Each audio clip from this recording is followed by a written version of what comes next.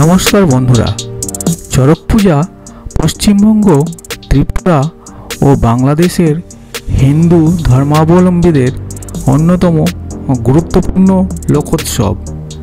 বাংলা পঞ্জিকা অনুযায়ী প্রতি বছর চৈত্র সংক্রান্তিতে বা চৈত্র মাসের শেষ দিনে এই পূজা অনুষ্ঠিত হয়। এটি চৈত্র মাসে পালিত দেবতা শিবের গাজন উৎসবের একটি অঙ্গ।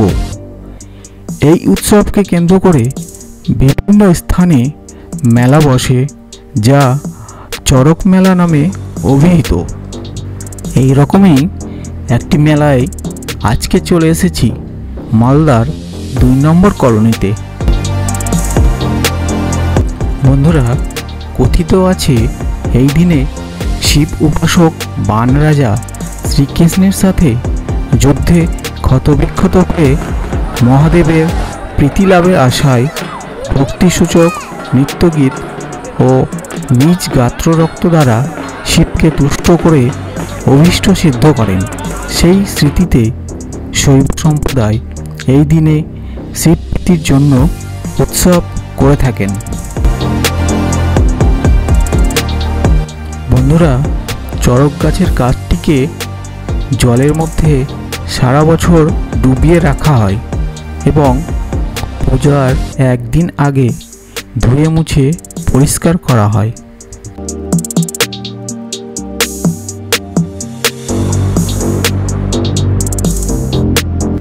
চড়ক গাছটিকে চড়কতলায় পূজা অর্চনা করে গর্ত খুঁড়ে প্রথিত করা হয় এবং তার মাথায় আর একটি কাষ্ঠখণ্ড মধ্যস্থলে ছিদ্র করে বাঁশের দণ্ডের সাথে বেঁধে স্থাপন করা হয়, যাতে চড়ক গাছকে কেন্দ্র করে কাষ্ঠখণ্ডটি শূন্যে বৃত্তাকারে ঘুরতে পারে।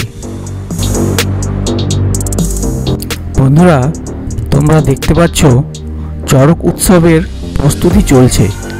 কিছুক্ষণের মধ্যেই চড়ক গাছটিকে তুলে মাটিতে প্রথিত করা হবে। অত্যন্ত নিষ্ঠার সাথে চলছে তারই প্রস্তুতি। ততক্ষণে বন্ধুরা, চলো আমরা মেলাটা ঘুরে দেখে নিই।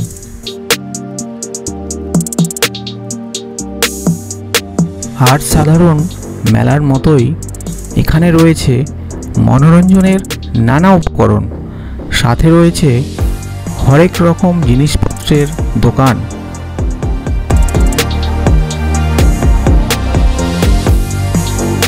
আর রয়েছে নানা রকম খাবারের দোকান।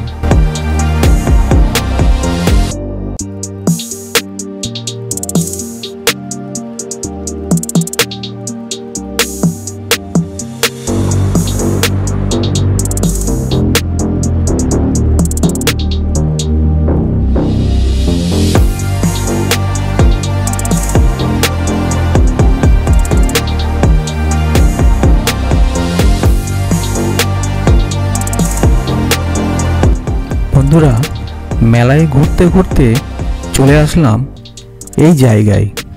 এখানে বিক্রি হচ্ছে লোহার তৈরি প্রয়োজনীয় উপকরণ, যা দৈনন্দিন জীবনে আমরা ব্যবহার করে থাকি। এখান থেকেই আমি কিনে নিলাম একটি লোহার বটি।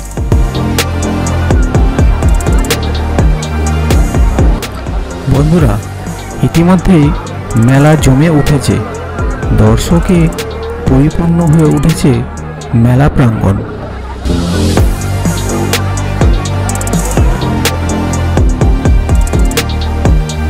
বন্ধুরা, এর মধ্যেই চড়ক গাছটিও মাটিতে প্রথিত করা হয়ে গিয়েছে। খুব সুন্দরভাবে সাজানো হয়েছে চড়ক গাছটিকে।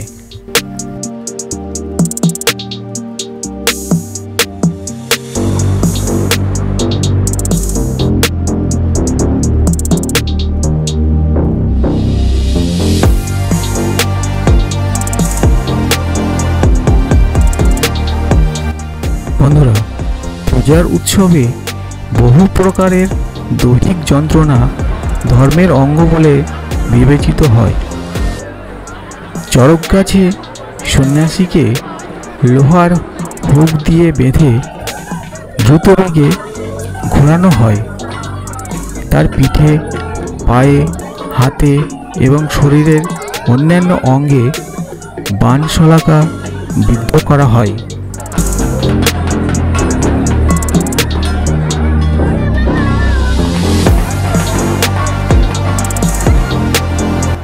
বন্ধুরা, ইতিমধ্যেই সন্ন্যাসীদের চরক খাটিয়ে ঝোলানোর প্রক্রিয়া শুরু হয়ে গেল।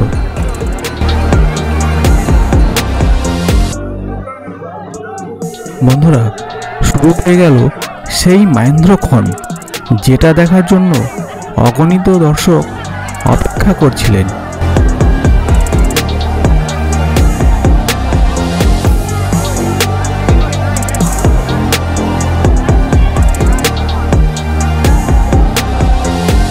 চরক সন্ন্যাসীগণকে চরক কাঠের দুই দিকে ঘোরানো হচ্ছে। ভক্তগণ শিবের জয়ধ্বনি দিচ্ছেন।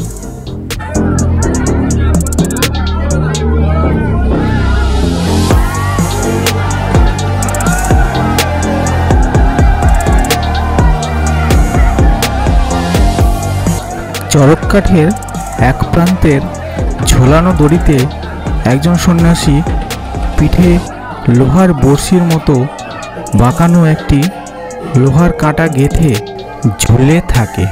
অপর প্রান্তে কাষ্ঠখণ্ডটিকে চক্রাকারে চরকির মতো ঘোরানো হয়। এই প্রক্রিয়ার নাম বড়শি সন্ন্যাস।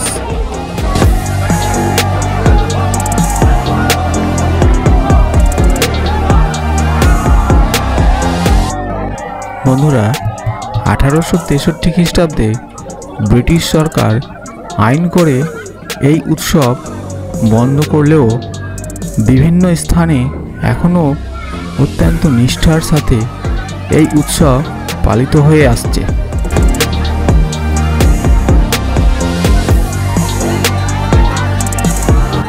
বন্ধুরা, দেখতে পাচ্ছ একজন ছোট বাচ্চাকে চরক কাঠে প্রদক্ষিণরত সন্ন্যাসীর কোলে দেওয়া হলো আশীর্বাদ লাভের আশায়।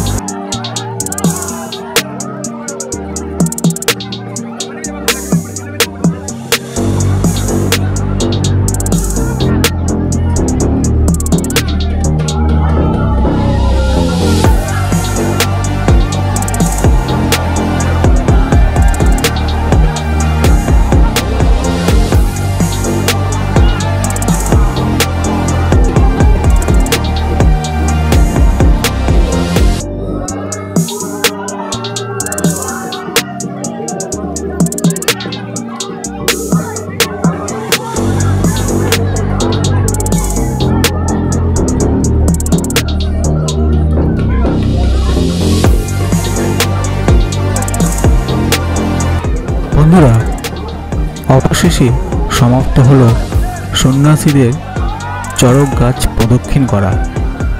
ধীরে ধীরে তাদের ঝুলন্ত দড়ি থেকে নামিয়ে আনা হচ্ছে।